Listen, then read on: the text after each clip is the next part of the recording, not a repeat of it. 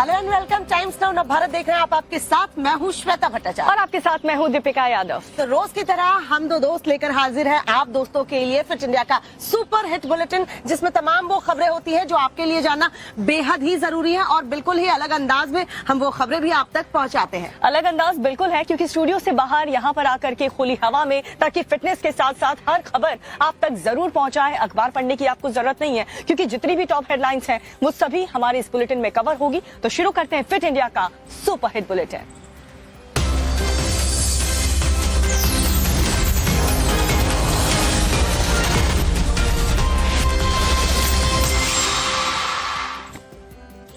तो श्वेता, दिल्ली एनसीआर में तो जबरदस्त गर्मी पड़ रही है और कई ऐसे राज्य होंगे जहां पर दोपहर के वक्त जबरदस्त तरीके से गर्मी पड़ने लगी है और जैसे ही गर्मी आती है मैदानी इलाके के जो लोग हैं वो पहाड़ों का रुख करने लगते हैं ताकि थोड़ा सा सुकून भरा पल बिता सके। बिल्कुल दीपिका, ठीक वैसे ही जैसे सर्दियों में लोग जो है गोवा का रुख करते हैं सी बीच पर चिल करने के लिए, लेकिन इस बार गोवा में जो कुछ हुआ वो वाकई में परेशान करने वाला है। यहाँ देखिए किस तरीके से टूरिस्ट परिवार के ऊपर धारदार हथियार से हमला किया गया। रिपोर्ट आपको दिखाते हैं, देखिए जरा। युवक पर धारदार हथियार से जानलेवा हमले का ये वीडियो गोवा का है। अंजुना बीच पर स्थानीय गुंडों ने टूरिस्ट परिवार पर हमला कर दिया। युवक को पूरे शरीर में गहरे जख्म हैं। उसे अस्पताल में भर्ती कराना पड़ा। घटना 5 मार्च की है। पीड़ित परिवार ने घटना का वीडियो सोशल मीडिया पर शेयर किया है और कहा है कि गोवा बिल्कुल सेफ नहीं है। मामा ने देख लिया, सारे 12-15 लोग खड़े हैं बाहर। मामा ने उनकी वीडियो बनाई, इतने में ही उनको गुस्सा है, उन्होंने अब्यूजिंग चालू करी और जो भी था मेरे मामा पे हमला हुआ। मेरा भाई भागा बाहर गया, सारे हम जो थे हम सारे बाहर गए, हम सब पे वार हुए हैं। पीड़ित परिवार के मुताबिक वो गोवा घूमने गए थे। रिजॉर्ट के स्टाफ ने उसके साथ बदतमीजी से बात की तो उन्होंने उसकी शिकायत होटल में की, जिसके बाद उसे नौकरी से निकाल दिया गया। इसी से नाराज आरोपी अगले दिन साथियों के साथ पहुंचा और गाली गलौज करते हुए हमला कर दिया। पुलिस ने इस मामले में 3 लोगों को गिरफ्तार किया है, लेकिन इस घटना के बाद पीड़ित परिवार दहशत में है और दूसरे टूरिस्ट भी डरे हुए हैं। दरअसल गोवा में जिस होटल के स्टाफ ने टूरिस्ट फैमिली के ऊपर धारदार हथियार से हमला किया था उसे अरेस्ट कर लिया गया। लेकिन दीपिका, इस तरह की घटनाएं अगर गोवा में होती रहेंगी तो लोग जाने से डरने लगेंगे। जाहिर सी बात है, ऐसी घटनाएं बेहद हैरान कर देने वाली है। लेकिन सोनभद्र की बात करें तो होली के दिन किस तरीके से एक 17 साल के युवक को अधमरा कर दिया, इतना इस कदर उसकी पिटाई की गई। लेकिन जब अस्पताल में उसे भर्ती करवाया गया, इलाज के दौरान उस युवक की मौत हो गई। अब देखिए जो वहाँ के लोग हैं वो सख्त से सख्त कार्रवाई की आरोपियों के खिलाफ मांग कर रहे हैं। यहाँ हंगामा, आक्रोश, गुस्सा और जबरदस्त तनाव है। महिलाएं रो और बिलख रही हैं, तो वहीं लोग फांसी की नारेबाजी कर रहे हैं। पुलिस भीड़ से शांति और संयम बनाए रखने की अपील कर रही है, लेकिन गुस्साई भीड़ बेकाबू होती जा रही है। सड़क पर वाहनों की आवाजाही ठप है। जैसे ही एम्बुलेंस पहुंची, गुस्से और आंसुओं का सैलाब फूट पड़ा। तस्वीरें उत्तर प्रदेश के सोनभद्र की हैं, जहां युवक की मौत पर लोगों ने जमकर बवाल काटा। दरअसल होली के दिन ननिहाल में कृष नाम के 17 वर्षीय युवक की बेरहमी से पिटाई की गई। बदमाशों ने कृष को अधमरा कर फेंक दिया। गंभीर हालत में उसे वाराणसी में भर्ती कराया गया, जहां रविवार को उसकी मौत हो गई। कृष के शव के रॉबर्ट्सगंज पहुंचने पर हंगामा शुरू हो गया। लोगों ने सड़क को जाम कर दिया और आरोपियों को फांसी देने की मांग करने लगी। मौके पर डीएम और एसपी पहुंचे और लोगों को समझा बुझाकर शांत कराया। इस केस में 7 आरोपियों को गिरफ्तार कर जेल भेज दिया गया। तो सोनभद्र में तो पुलिस ने आरोपियों के खिलाफ एक्शन ले लिया है। 7 लोगों को पुलिस ने गिरफ्तार करके जेल भेज दिया, लेकिन परिवार वाले इन आरोपियों के लिए फांसी की मांग कर रहे हैं। इधर यूपी पुलिस पूरे एक्शन में नजर आ रही है। किस तरीके से देखिए उमेश पाल मर्डर केस में पुलिस जो है एक करके सुराग जो है वो भी जुटा रही है और अब अतीक अहमद को साबरमती जेल से यूपी लाने की तैयारी है। उधर अतीक के भाई अशरफ को जो है वो एनकाउंटर का डर सताने लगा है। 1 मिनट में पूरी रिपोर्ट आपको दिखाते हैं, देखिए जरा। उमेश पाल हत्याकांड में फरार 5 आरोपियों पर इनाम की रकम को दोगुना कर दिया गया है। यूपी पुलिस ने अब इनाम की राशि को 2.5 लाख से बढ़ाकर 5 लाख कर दिया है। फरार आरोपियों में अतीक अहमद के बेटे असद का नाम भी शामिल है। इसके अलावा गुड्डू मुस्लिम, गुलाम और अरमान भी फरार हैं। शूटर साबिर की भी पुलिस को तलाश है। विवेचना चल रही है और अपराधी बहुत जल्द पकड़े जाएंगे और कोर्ट के सामने प्रोड्यूस किए जाएंगे। सर, टीम क्या गुजरात भी गई है अतीक से पूछताछ करने? ये सब चीज़ें जाती रहती हैं, टीमें वो विवेचक भेजते हैं, वहाँ कमिश्नर के द्वारा समय समय पर इसकी ब्रीफिंग की जाती है। उमेश पाल हत्याकांड में अतीक अहमद को भी यूपी लाने की तैयारी है। यूपी एसटीएफ की एक टीम अहमदाबाद की साबरमती जेल में अतीक अहमद से पूछताछ कर रही है। जो साबरमती जेल है अहमदाबाद में, वहाँ यूपी एटीएस की एक टीम आई है। ये सूत्रों के हवाले से जानकारी मिल रही है। हम इस वक्त साबरमती जेल अहमदाबाद के बाहर हैं। आप देख सकते हैं इस वक्त जेल के बाहर की व्यवस्था।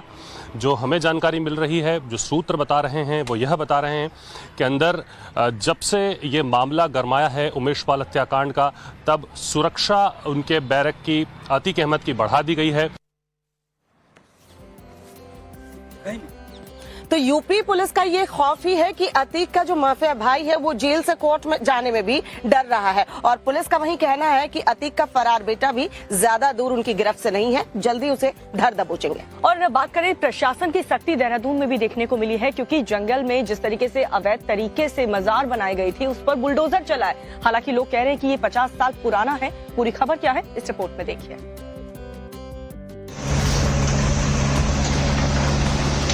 आधी रात में जंगल के बीचों बीच एक बुलडोजर दहाड़ मार रहा है। जंगल में बने अवैध मजारों को गिराया जा रहा है।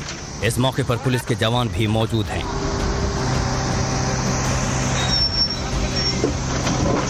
मजार पर बुलडोजर अटैक की ये तस्वीरें देहरादून जिले के विकास नगर की हैं, जहां अवैध निर्माण के खिलाफ वन विभाग ने बड़ी कार्रवाई की है। जंगलों में बने 2 अवैध मजार को ध्वस्त कर दिया गया। लगातार सरकार भी ऐसी मज़ारों को पहले भी नोटिस दे चुकी है। और देखिए, मैं दिखाना चाहूंगा कि किस तरह से धामी सरकार का रात को बुलडोजर चलता है, और जिसके बाद ये जो यहाँ पे दरगाह थी उसको यहाँ से, मज़ार को यहाँ से बुलडोजर की कार्रवाई के चलते नेस्तनाबूद कर दिया गया। आधी रात में प्रशासन की इस कार्रवाई से स्थानीय लोगों में नाराजगी है। लोगों का कहना है कि ये मजार 50 सालों से ज्यादा पुरानी थी। वन विभाग के साथ साथ राज्य सरकार से भी लोग खफा हैं। तो प्रशासन के इस एक्शन से जो स्थानीय लोग हैं वो काफी ज्यादा गुस्से में हैं। वन विभाग के खिलाफ और प्रशासन के खिलाफ लोगों का गुस्सा है इस बात को लेकर के कि आखिर इस कार्रवाई से पहले लोगों को बताया क्यों नहीं गया। खबरों में आगे बढ़ते हैं। जम्मू कश्मीर में पीडीपी चीफ महबूबा मुफ्ती जो है काफी गुस्से में है। उन्होंने उपराज्यपाल पर आरोप भी लगाया है। क्या आरोप लगाया है वो भी हम आपको दिखाएंगे। साथ ही साथ पानीपत में जो है संघ का जो सम्मेलन चल रहा था वो उसका आज आखिरी दिन है। और तमाम क्या बड़ी खबरें हैं देश की आपको दिखाते हैं 2 मिनट में, देखिए जरा।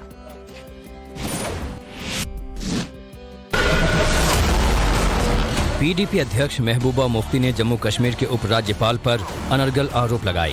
मुफ्ती ने कहा कि गवर्नर यूपी से एडवाइजर बाहर से ये कश्मीर के लोगों का दर्द नहीं समझ सकते। मुफ्ती ने आरोप लगाया कि देश में नेताओं को कैद कर जमहूरियत का गला घोंटा जा रहा है। वहीं मनोज सिन्हा ने महबूबा पर पलटवार करते हुए कहा कि जो आतंकियों को बैकडोर से नौकरियां देते थे, जनता को उनके बहकावे में नहीं आना चाहिए। हरियाणा के पानीपत में चल रही राष्ट्रीय स्वयंसेवक संघ की बैठक का आज आखिरी दिन है।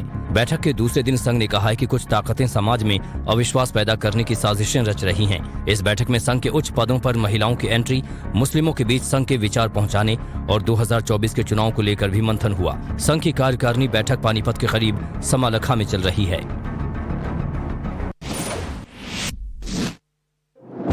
केंद्रीय मंत्री नितिन गडकरी ने महोबा में सीएम योगी की तारीफ की।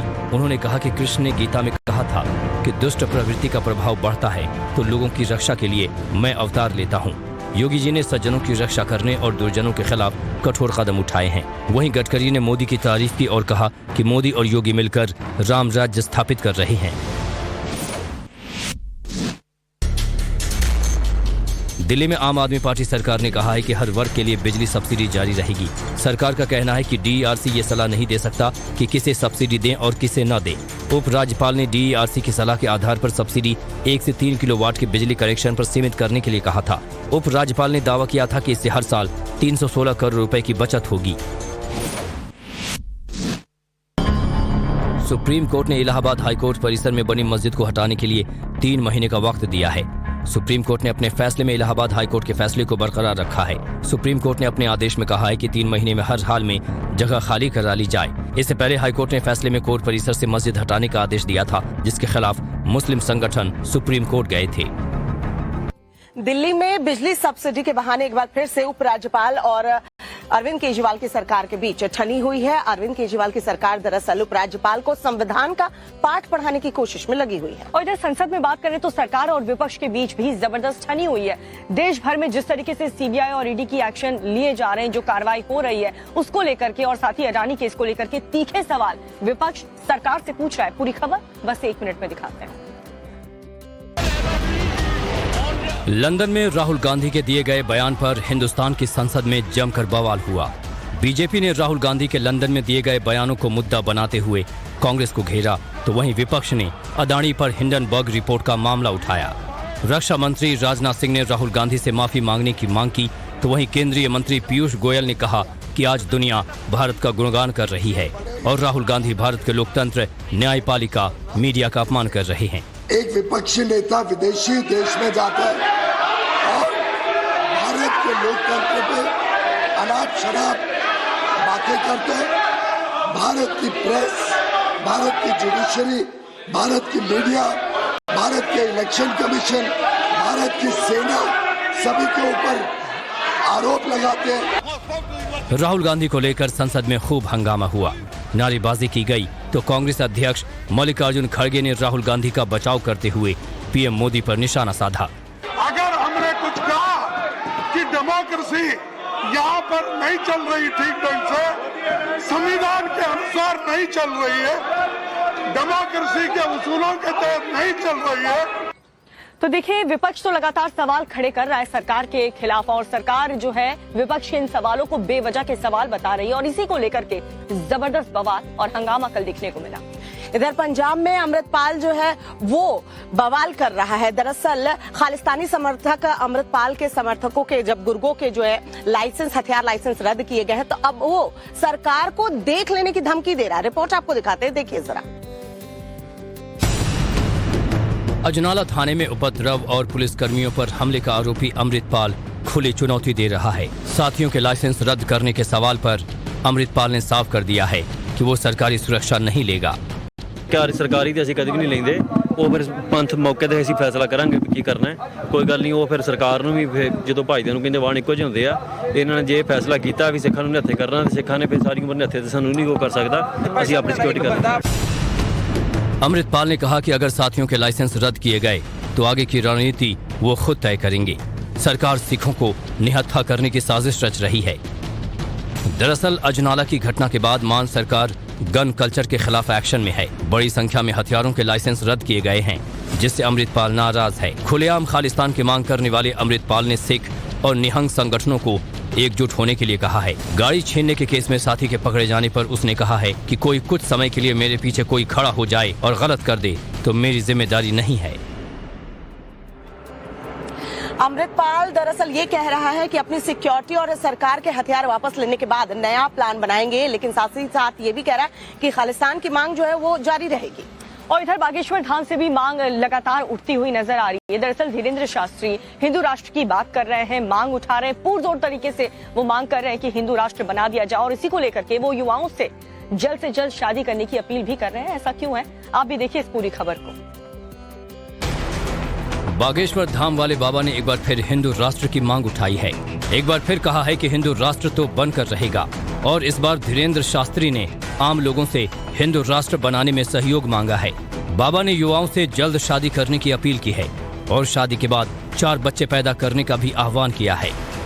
जिनके अभी ब्याह नहीं, मैं भी लड़का सुना, हम भी नहीं, हम भी सुने, जिनके ब्याह नहीं मैं भी सुना, ब्याह करो,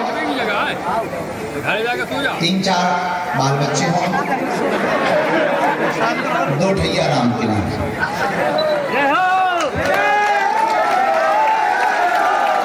समझदार को सारा काफी। वैसे तो 2 बच्चे 2 ही अच्छे, लेकिन एक बच्चा राम जी के नाम। वो बचपन से ही कह देते हैं बेटा राम हिंदू राष्ट्र को काम है। छतरपुर में भव्य रामनवमी महोत्सव शुरू हो चुका है और धीरेन्द्र शास्त्री ने हिंदू राष्ट्र की मांग फिर से उठाई है और उनकी आलोचना करने वालों पर भी कटाक्ष किया है। अब कौन की जल रही हम क्या कर रहे थे, हम तो बीच में अब कछु दिन से मलम लेके चलने लगे। को वजह नहीं है, तुम अपनी जलन बरकरार रखो, हम अपना झगड़ा बरकरार। काम की बात करने से किसी को टेंशन है, हिंदू राष्ट्र से किसी को टेंशन, हम क्या कर रहे हैं, हार्ट अटैक की दवाई खाओ। तो धीरेन्द्र शास्त्री ने तो साफ साफ कह दिया है कि जिसे भी हिंदू राष्ट्र से परेशानी है वो उसका समाधान खुद ढूंढ ले, क्योंकि भारत तो हिंदू राष्ट्र बनकर रहेगा। इधर गुजरात के अंबाजी मंदिर में नवरात्र से ही पहले देखिए किस तरीके से प्रसाद पर तकरार बढ़ गई है, क्योंकि प्रसाद में मोहन थाल को बदलकर चिक्की करने पर अब राजनीति जो है वो गर्म है। रिपोर्ट आपको दिखाते हैं, देखिए जरा। गुजरात के अंबाजी मंदिर में प्रसाद को लेकर जंग छिड़ी है। अंबाजी मंदिर में मोहन थाल प्रसाद की जगह चिक्की चढ़ाने के मामले ने तूल पकड़ लिया है। धर्म और आस्था में कितनी ताकत होती है, इन प्रदर्शनकारियों को देखकर अंदाजा लगाया जा सकता है। जिस वीएचपी और कांग्रेस में 36 के रिश्ते थे, प्रसाद ने दोनों को साथ लाकर खड़ा कर दिया। दोनों पहली बार एक साथ खड़े नजर आ रहे हैं। इस मुद्दे पर विपक्षी दल कांग्रेस राज्य सरकार पर हमलावर है। कांग्रेस पार्टी बीजेपी पर परंपराओं से खिलवाड़ करने का आरोप लगा रही है। दरअसल मोहन थाल अंबाजी मंदिर का एक पारंपरिक प्रसाद रहा है। मोहन थाल बेसन, घी और चीनी से बनी मिठाई है, लेकिन अंबाजी मंदिर में मोहन थाल की जगह चिक्की प्रसाद दिए जाने का फैसला लिया गया। चिक्की मूंगफली और गुड़ से बनी मिठाई है। गुजरात सरकार ने चिक्की प्रसाद का बचाव किया है। चिक्की लंबे वक्त तक खराब नहीं होता है। सरकार के इस फैसले के खिलाफ कांग्रेस और विश्व हिंदू परिषद ने मोर्चा खोल रखा है। कंप्लेंट करो, उनको जेल में डाल दो, पर प्रचार चालू होना चाहिए। मैं जेल में जाने के लिए तैयार हूँ। ये महाराज ज्यादा बोलता है तो हम जेल में जाएंगे। प्रचार चालू होना चाहिए माता जी का। और इस वक्त एक बड़ी खबर जोशीमठ से मिल रही है। जोशीमठ में आपदा प्रभावित लोगों ने दरअसल प्रदर्शन किया है, मार्च निकाला है। यहाँ लोग जो हैं वो सड़कों पर उतरे हैं और काफी संख्या में बताया जा रहा है कि लोग सड़कों पर हैं, जिन्होंने मशाल जुलूस निकाला है। जोशीमठ बाजार की सड़कों पर सैकड़ों लोग इकट्ठा हुए। जोशीमठ बचाओ संघर्ष समिति की अगुवाई में जुलूस निकाला गया है। प्रभावित लोगों के पुनर्वास में देरी को लेकर लोगों में काफी आक्रोश देखने को मिला। हमने पिछले दिनों देखा था किस तरीके से जोशीमठ में आपदा आई थी और किस तरीके से मकानों में दरार जो है वो बढ़ती जा रही थी, और अभी तक उनको राहत नहीं मिली है। और यही वजह है कि लोग जो है वो गुस्से में है, आक्रोशित है। और किस तरीके से जोशीमठ को बचाने के लिए यहाँ पर जोशीमठ संघर्ष समिति ने जो है मोर्चा निकाला, मशाल जुलूस निकाला गया है। लोग सड़कों पर उतरे हैं और किस तरीके से यहाँ प्रदर्शन लोगों द्वारा किया गया है। बिल्कुल। और अगर यहाँ पर पेरिस की बात करें तो पेरिस में जबरदस्त तरीके से प्रदर्शन हो रहा है रिटायरमेंट की उम्र को बढ़ाने के लिए। और बुल्गारिया की बात करें तो नाटो के खिलाफ सड़क पर लोग उतर करके प्रदर्शन कर रहे हैं। और दुनिया में क्या कुछ चल रहा है 2 मिनट में आपको दिखाते हैं। लैटिन अमेरिकी देश पेरू में याकू तूफान से भारी तबाही हुई है। राजधानी लीमा समेत कई इलाकों में बाढ़ जैसे हालात हैं। सरकार पेरू के उन इलाकों में राहत पहुंचाने की कोशिश कर रही है जो याकू तूफान से सबसे ज्यादा प्रभावित हुए हैं। पेरू में याकू की वजह से सबसे ज्यादा प्रभावित होने वाले इलाकों में लाम्बायेक, प्यूरा और तुम्बे जैसे इलाकों का नाम शामिल है। सरकार ने पेरू में इस भयानक तूफान के चलते इमरजेंसी लगाने का ऐलान कर दिया है। बुल्गारिया में नाटो के खिलाफ लोगों का गुस्सा फूट पड़ा। नाटो के विरोध में बड़ी में सामाजिक कार्यकर्ताओं ने मार्च निकाला और जमकर नारेबाजी की। इस दौरान पुलिस ने प्रदर्शनकारियों को रोकने की कोशिश की। रूस यूक्रेन वॉर के खिलाफ पूरे देश में विरोध प्रदर्शन हो रहे हैं। बुल्गारिया के लोगों का कहना है कि हम युद्ध नहीं शांति चाहते हैं। प्रदर्शनकारियों ने युद्ध में बुल्गारिया में रहने की मांग की है। रूसी ग्रैड मल्टीपल लॉन्च रॉकेट सिस्टम ने यूक्रेनी सैन्य अड्डों को तबाह कर दिया। बर्फबारी के बीच दोनों के बीच भीषण जंग जारी है। रूसी रक्षा मंत्रालय ने आमने सामने की लड़ाई का वीडियो जारी किया है। इस वीडियो में देख सकते हैं कि एक घने जंगल में ये अटैक किया गया है, जिसमें यूक्रेनी ठिकानों को निशाना बनाया गया है। वहीं बखमुट में यूक्रेनी आर्मी ने रूसी सेना पर जबरदस्त काउंटर अटैक किया है। यूक्रेनी पैराट्रूपर्स ने रूसी ठिकानों पर गोले बरसाए।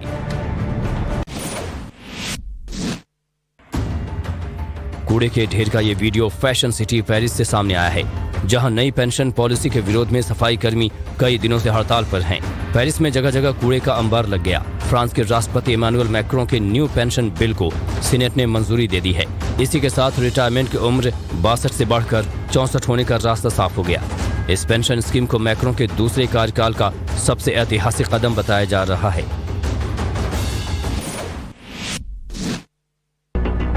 अफ्रीकी देश मोजाम्बिक और मलावी में फ्रेडी तूफान ने फिर से कहर बरपाया। इस विनाशकारी साइक्लोन से अब तक 68 लोगों की मौत हो चुकी है। अकेले मलावी में फ्रेडी तूफान से 40 से ज्यादा लोगों की मौत हो गई, जबकि कई लोग अब भी लापता हैं। मृतकों का आंकड़ा आगे भी बढ़ सकता है। मोजाम्बिक में फ्रेडी तूफान की वजह से लाखों लोग प्रभावित हुए हैं। लोगों को सुरक्षित स्थान पर ले जाया जा रहा है। वहीं हजारों घरों में बिजली की व्यवस्था चरमरा गई है।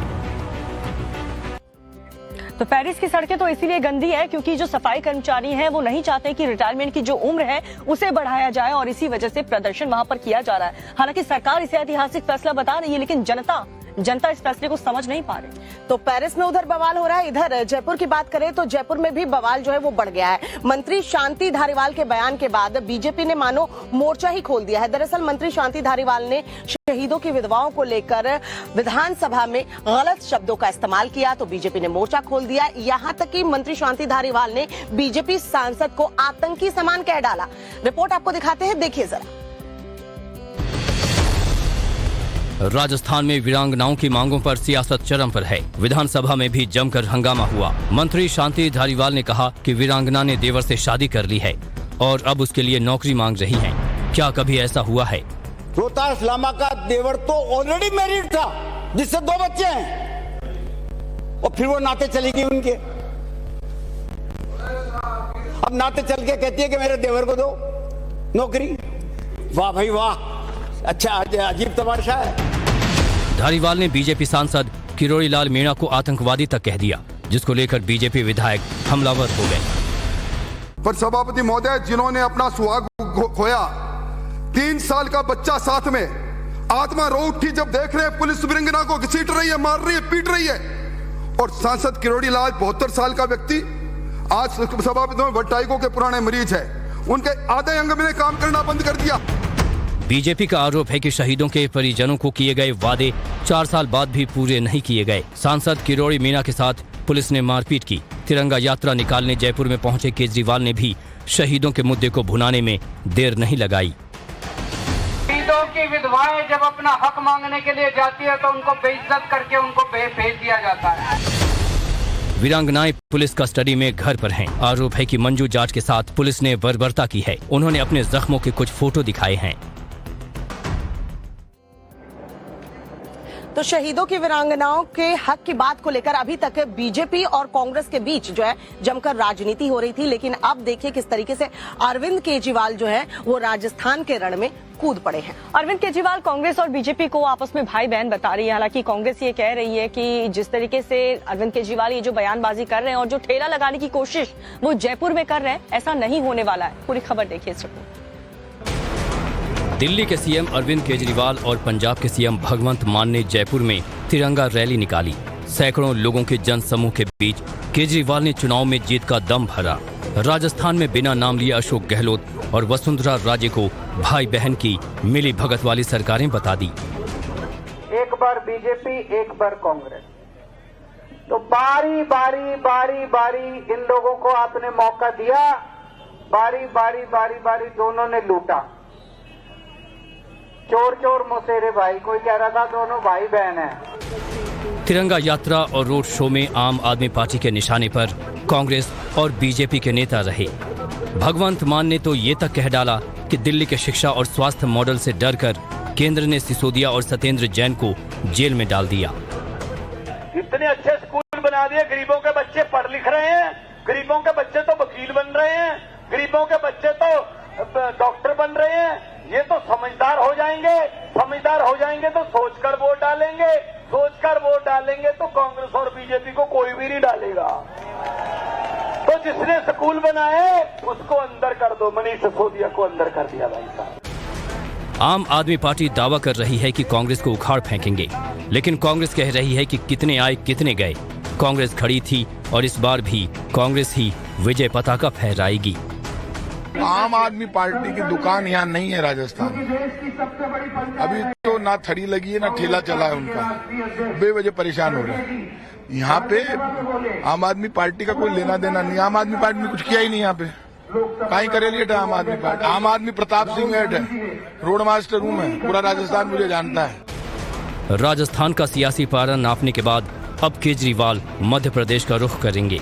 आज भोपाल से एमपी के वोटरों की नब्ज टटोलेंगे। इसके बाद चुनाव लड़ने का फैसला करेंगे। भोपाल गैस त्रासदी के पीड़ितों को आज बड़ी राहत मिल सकती है। गैस कांड के पीड़ितों को अब ज्यादा मुआवजा मिलने की उम्मीद बंधी है। दरअसल केंद्र सरकार ने सुप्रीम कोर्ट में भोपाल गैस त्रासदी को लेकर क्यूरेटिव पिटीशन दाखिल की थी, जिस पर आज सुप्रीम कोर्ट की संविधान पीठ फैसला सुनाएगी। केंद्र सरकार ने यूनियन कार्बाइड कंपनी के साथ अपने समझौते को फिर से खोलने के लिए याचिका दाखिल की थी। भोपाल गैस त्रासदी पीड़ितों को 7,400 करोड़ रुपए अतिरिक्त मुआवजा दिलवाने के लिए याचिका लगाई गई थी।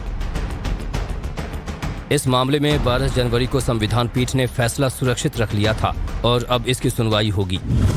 2 और 3 दिसंबर 1984 की रात भोपाल में यूनियन कार्बाइड के प्लांट से मिथाइल आइसोसाइनेट गैस लीक हुई थी। गैस लीक होने से कम 3,787 लोगों की मौत हुई थी। हालांकि कुछ लोग मौत का आंकड़ा 16,000 तक बताते हैं। इस हादसे में करीब 5 लाख लोग बीमार भी हुए थे। भोपाल गैस त्रासदी के बाद बहुत से लोग अपाहिज हो गए थे, जबकि लाखों लोग गंभीर बीमारियों से पीड़ित हो गए थे। इस हादसे के आरोपी वॉरेन एंडरसन को कथित तौर पर तत्कालीन सरकार ने भारत से बाहर भेज दिया था। तो इस भयानक त्रासदी में कई परिवार पूरी तरह से खत्म हो चुके थे और लोग अभी भी ये दावा कर रहे हैं कि कई ऐसे इलाके हैं जहां पर बच्चे आज भी बीमारियों के साथ जन्म लेते हैं। वाकई में ये त्रासदी बहुत ही भयानक थी और आज तक इसके निशान जो है वो पाए जाते हैं, ऐसा दावा जो है वो किया जा रहा है। खैर, ऐसी ही एक खबर मुंबई के मलाड से सामने आई है, वो भी आपको बता दें। यहाँ दोपहर में बताया जा रहा है कि भीषण आग लगी, सिलेंडर ब्लास्ट हुआ था और उससे भीषण आग लगी है, जिससे कई लोगों की जान जो है आफत में पड़ गई थी। कई झुग्गियां जो है जलकर खाक हो गई है। रिपोर्ट आपको दिखाते हैं, देखिए जरा। आग की भयानक विकराल और खतरनाक लपटें उठ रही हैं। पूरा इलाका धुएं से भर गया। रह रहकर जोरदार धमाके हो रहे हैं। आग इतनी भीषण थी कि लोगों में कोहराम मच गया। लोग जान बचाने के लिए भागने लगे। आग से तबाही और बर्बादी का ये मंजर मुंबई के मलाड का है, जहां झुग्गी बस्ती में भीषण आग लग गई। आग सबसे पहले एक झुग्गी में लगी थी और चिंगारी तेजी से फैली और देखते ही देखते आग ने बड़े इलाके को अपनी चपेट में ले लिया। झुग्गियों में आग फैलने से सिलेंडर में ब्लास्ट होने लगे। बताया जा रहा है कि 15 से 20 एलपीजी सिलेंडर में ब्लास्ट हुआ। इस भीषण अग्निकांड में एक शख्स की मौत हो गई, जबकि कई लोगों के घायल होने की खबर है। आग की खबर मिलते ही दमकल की दर्जनों गाड़ियां मौके पर पहुंची। फायर ब्रिगेड की टीम ने घंटों की कड़ी मशक्कत के बाद आग पर काबू पाया। इस भीषण त्रासदी में करीब 1000 झुग्गियां जलकर राख हो गईं। इंडिया और ऑस्ट्रेलिया के बीच चल रही टेस्ट सीरीज जो है वो खत्म हो गई है। भारत ने टेस्ट सीरीज जीत भी ली है और भारत ने वर्ल्ड टेस्ट चैंपियनशिप में एंट्री भी ले ली है। बिल्कुल, और अब इंडिया और ऑस्ट्रेलिया का वनडे की टीम में मैच में आमना सामना होने वाला है। और इसके साथ ही टीम हॉकी की अगर बात करें, टीम इंडिया हॉकी में दमदार प्रदर्शन उनका जारी है। और स्पोर्ट्स की दुनिया में क्या कुछ चल रहा है 2 मिनट में आपको दिखाते हैं। हॉकी प्रो लीग में भारतीय टीम का शानदार प्रदर्शन जारी है। टीम इंडिया ने तीसरे मुकाबले में एक बार फिर जर्मनी को करारी शिकस्त दी और मुकाबला 6-3 से जीत लिया। भारत की तरफ से जुगराज सिंह, अभिषेक और कार्तिक के अलावा हरमनप्रीत ने गोल किए। मुकाबले के शुरुआती वक्त में ही जर्मनी ने गोल कर दबदबा बनाने की कोशिश की थी, लेकिन भारतीय टीम ने दमदार खेल दिखाते हुए न सिर्फ वापसी की बल्कि मुकाबला आसानी से जीत भी लिया। बॉर्डर गावस्कर ट्रॉफी का आखिरी मैच ड्रॉ रहा और टीम इंडिया ने सीरीज 2-1 से जीत ली। ये लगातार चौथा मौका है जब भारत ने बॉर्डर गावस्कर ट्रॉफी पर कब्जा जमाया है। क्रिकेट इतिहास में ये करिश्मा ऑस्ट्रेलिया भी नहीं कर सका है। 2016-17 से ही भारत का इस सीरीज पर कब्जा बरकरार है। इस बार भारत में खेली गई बॉर्डर गावस्कर ट्रॉफी में भारत ने शुरुआती 2 मुकाबले जीते, जबकि 1 में हार और 1 मैच ड्रॉ रहा। अहमदाबाद के नरेंद्र मोदी स्टेडियम में इंडिया और ऑस्ट्रेलिया के बीच चौथा टेस्ट ड्रॉ रहा। इस ड्रॉ के बावजूद भारत और ऑस्ट्रेलिया दोनों ही वर्ल्ड टेस्ट चैंपियनशिप के फाइनल में पहुंच गए।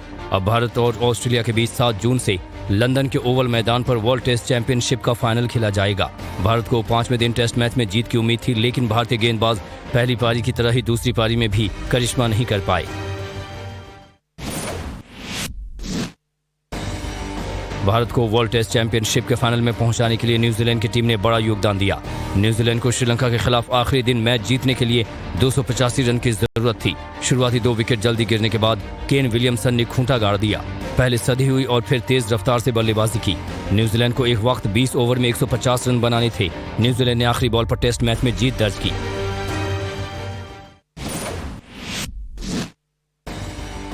बॉर्डर गावस्कर ट्रॉफी में भारत के लिए सबसे सुखद विराट कोहली का फॉर्म में वापस आना रहा। आखिरी टेस्ट में कोहली ने शानदार 186 रन बनाकर बता दिया कि उनमें अभी बहुत टेस्ट क्रिकेट बाकी है। इस सीरीज में भारत के अश्विन ने सबसे ज्यादा 25 विकेट लिए, जबकि दूसरे नंबर पर जडेजा और नाथन लायन रहे। दोनों ने 22-22 विकेट चटकाए। अक्षर पटेल ने इस सीरीज में 3 अर्धशतक जमाए और 3 विकेट भी लिए। और राजस्थान के कांग्रेस प्रभारी ने कुछ ऐसा बयान दे दिया है, कुछ ऐसे बात कह दी है कि पूरे प्रदेश में हंगामा मच चुका है। दरअसल रंधावा ने प्रधानमंत्री के खिलाफ बातें कहते कहते सारी मर्यादा पार कर दी। पीएम मोदी को खत्म करने की बात कह रहे थे। और रंधावा के इस बयान के बाद बीजेपी जो है वो हमलावर हो चुकी है। बीजेपी के तमाम बड़े लीडर्स जो है वो एक के बाद एक हमला कर रहे हैं, निशाना साध रहे हैं, और इसी वजह से कांग्रेस जो है वो बैकफुट पर है। रिपोर्ट आपको दिखाते हैं, देखिए जरा। मोदी को खत्म करने की बात करो। अगर मोदी खत्म हो गया तो हिंदुस्तान बच जाएगा। अगर मोदी रहा तो हिंदुस्तान खत्म हो जाएगा। यार हम मोदी नहीं खत्म कर सकते। मोदी को खत्म करने की बात कर रहे ये हैं कांग्रेस नेता सुखजिंदर सिंह रंधावा। कह रहे हैं कि मोदी खत्म हो गया तो देश बच जाएगा। रंधावा ने पुलवामा में जवानों की शहादत को भी साजिश से जोड़ दिया। उनके इस बयान के खिलाफ बीजेपी ने मोर्चा खोल दिया है।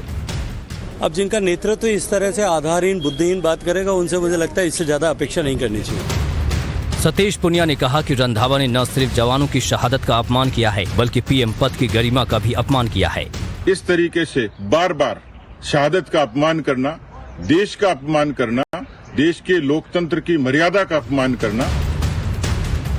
रंधावा अपने बयान से पीछे हटने को तैयार नहीं है। कांग्रेस नेता प्रमोद तिवारी ने भी उनका बचाव किया है। उन्होंने कहा है कि रंधावा ने मोदी की सत्ता को खत्म करने की बात कही है।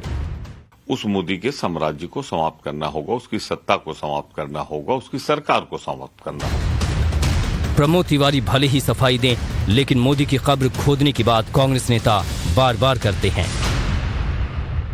तो रंधावा के बयान के बाद कांग्रेस जो है वो संभल नहीं पा रही है, उसे समझ में नहीं आ रहा है, और यही वजह है कि कांग्रेस जो है वो ये कहती नजर आ रही है कि बयान को तोड़ मरोड़ कर पेश किया गया है। लेकिन एक और कांग्रेसी का वीडियो जो है वो राजस्थान कांग्रेस के लिए भारी पड़ गया है। जी हाँ, क्योंकि कांग्रेस के नेता ने पुलिस इंस्पेक्टर को गाली दी है। ये वीडियो भी काफी ज्यादा तेजी से वायरल हो रहा है। हालांकि बीजेपी आरोप लगा रही कि कांग्रेस की करनी और कथनी बिल्कुल एक जैसी है। हालांकि कांग्रेस के नेता इस पर सफाई दे रहे हैं, आप भी देखिए।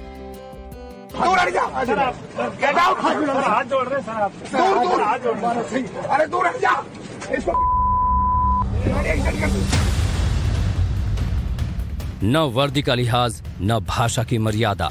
सड़क पर बेशर्मी की हदें पार कर रहे ये हैं राजस्थान के कांग्रेस नेता बलवीर छिल्लर। पुलिस इंस्पेक्टर हाथ जोड़ रहा है, मिन्नतें कर रहा है, लेकिन सत्ता की हनक ऐसी कि नेताजी सुनने को तैयार ही नहीं। सड़क छाप भाषा का इस्तेमाल कर रहे हैं और दारोगा से भी हाथापाई पर उतारू हैं। बलवीर छिल्लर की इस वीडियो को ट्वीट कर बीजेपी ने गहलोत सरकार से सवाल पूछा है कि क्या खाकी को सड़क पर पीटने के जुर्म में इनके तुरंत गिरफ्तारी होगी।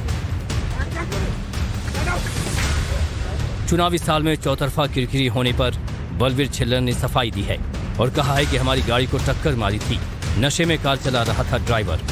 धमकाने लगे तो बीच में लोग आ गए, लोग वहां पब्लिक खड़ी थी, वो वीडियो बना रहे थे। तो आवेश तो ये था कि उन्होंने गलती करके भी उल्टा हमें ही शराब के नशे में थे। फिर हमने पुलिस को कॉल किया।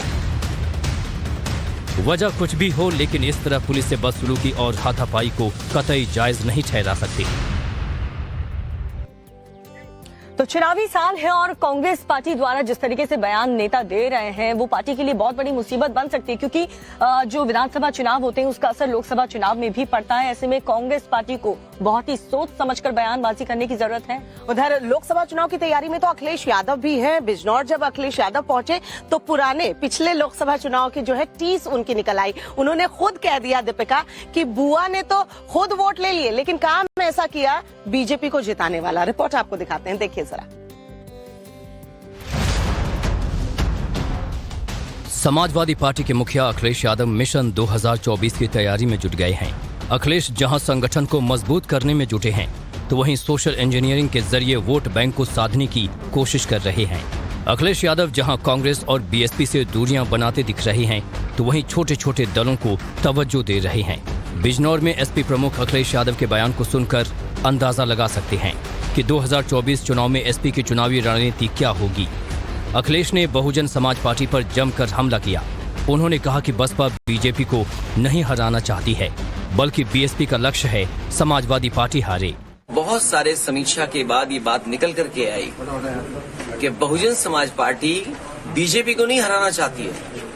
बहुजन समाज पार्टी का लक्ष्य ये है कि समाजवादी पार्टी हारे। अखिलेश यादव ने बिना नाम लिए पीएम मोदी पर भी निशाना साधा। बीजेपी को हराने के लिए अखिलेश ने विपक्ष को एक साथ आने की अपील की। तो अखिलेश यादव ये कहते नजर आ रहे हैं कि बीएसपी का जो लक्ष्य है वो बीजेपी को हराना नहीं, वो समाजवादी पार्टी को हराना है और बीजेपी को जिताना है। अब उनका ये बयान जो है वो काफी वायरल हो रहा है। और वायरल तो एक शख्स भी हो रहा है बाइक पर पुशअप करते हुए, और लड़कियों का भी वीडियो काफी ज्यादा वायरल हो रहा है जो बाइक पर स्टंट करती हुई नजर आ रही है। और क्या कुछ वायरल हो रहा है 2 मिनट में आपको दिखाते हैं। इस वीडियो को देख आपका दिल कांप उठेगा। सोशल मीडिया पर स्टंट का एक वीडियो काफी तेजी से वायरल हो रहा है, जिसमें एक शख्स हाईवे पर मजे से बाइक चलाता दिख रहा है।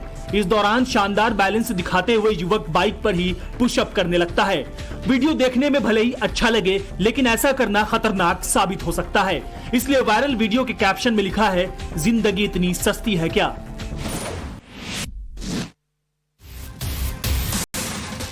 सोशल मीडिया पर 2 लड़कियों का एक वीडियो तेजी से वायरल हो रहा है, जहां 2 लड़कियों को बाइक पर स्टंट करना भारी पड़ गया। जैसे ही लड़की झटके से एक्सेलेरेटर देती है, उसका आगे वाला पहिया उठ जाता है और दोनों ही दोस्त गिर जाते हैं।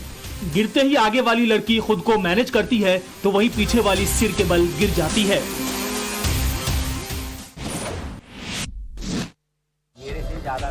दूल्हा दुल्हन से जुड़े कई मजेदार वीडियो सोशल मीडिया पर वायरल हो रहे हैं। दुल्हन दूल्हे से ऐसा वचन मांगती है जिसे बोलकर वो खुद भी हंसने लगती है। मेरे से ज्यादा सुंदर कोई लड़की और औरत दिखे, आप अगर अपने मन को विचलित करोगे तो मैं आपकी अर्धांगिनी नहीं बन सकती। क्या आपको स्वीकार है?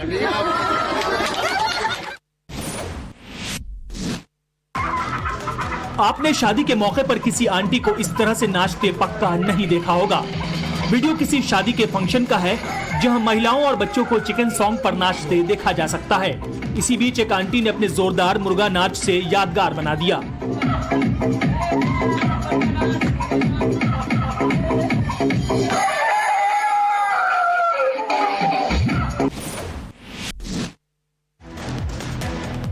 शादियों में खाने की बर्बादी को लेकर कई वीडियो सामने आते हैं।